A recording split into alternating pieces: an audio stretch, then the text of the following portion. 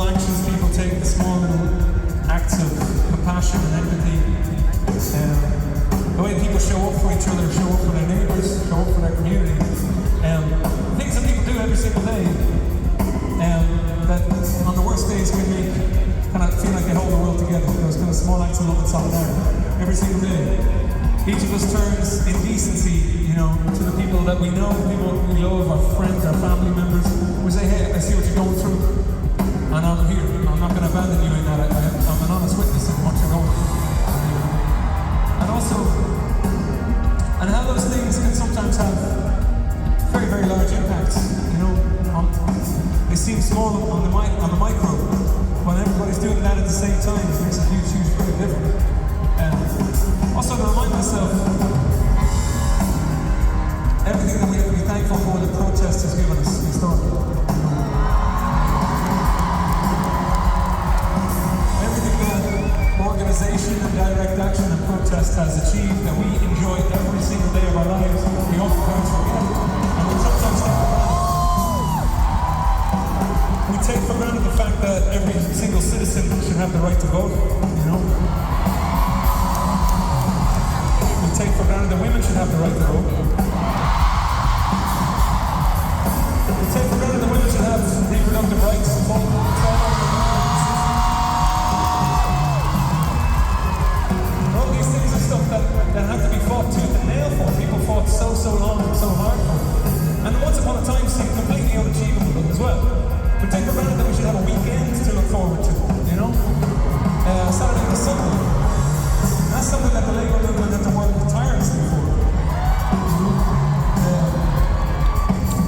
We take for granted that members of the LGBTQ plus community should have the same rights as us and feel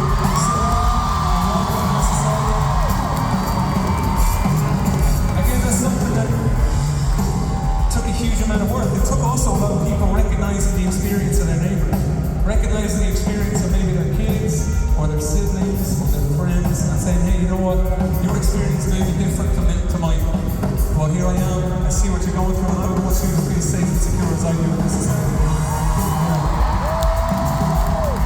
And these things are so, we take them for granted, but they're so easily fucking taken away, And, as I said, I wrote this song and recorded it with Mavis Staples. Mavis Staples used to sing before speeches during the American Civil Rights Movement. Her and her family were staple singers. And I don't know if there's anybody here with Irish heritage or anybody here with any Irish heritage or anybody who's from Ireland. How's it going, man? Fair play. But why that was of some interest to me, coming from Ireland, is that civil rights movement that happened in the 60s in the US, that directly inspired the civil rights movement in Northern Ireland very, very shortly after. A civil rights movement that desperately needed to happen in a time and place in Northern Ireland where not every single citizen was guaranteed the right to vote. And that's within living memory. That's within living memory. Again, it's within living memory that women couldn't open a bank account without a male guardian signature. And we've been singing this song, I suppose, in solidarity with anybody who would engage in that same compassion, that same empathy, that same honest human witness, and reach out to their representatives and say, you know what, no human being should be subject to the kind of violence that we're seeing on our TV screens over these last horrific 9 months. No human being. It doesn't matter how you identify, it doesn't matter who you are, it doesn't matter if you're a Palestinian citizen, if you're an Israeli citizen. The kind of terror, the kind of indiscriminate violence we've been witnessing, kind of genocidal violence we've been witnessing is absolutely horrendous. And we wouldn't want it to happen in our name, And if you feel moved, and I say this as somebody who's the peace process in Ireland has centuries and centuries of history of occupation and occupational violence. And that peace process in the 90s that I'm the beneficiary of, I grew up in a peaceful Ireland, that involved the international community, a huge amount of people getting involved, international community, the US administration, UK administration, and I just know that, look, it comes from that place. If you feel moved to reach out or continue reaching out to your representatives, I so strongly urge you to, I so strongly encourage you to. If it's something that you care about, I so thank you for doing so. For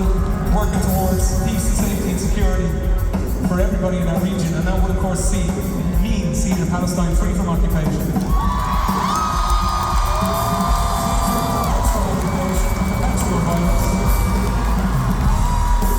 And free to pursue meaningful self-determination, as everybody should, you know. Again, I want to thank you for letting me speak from the heart. I want to thank you for letting me witness the kind of goodwill, the kind of solidarity, the kind of sweetness that I see in a night like this. People come together in friendship, people come together in love just to enjoy a night of music.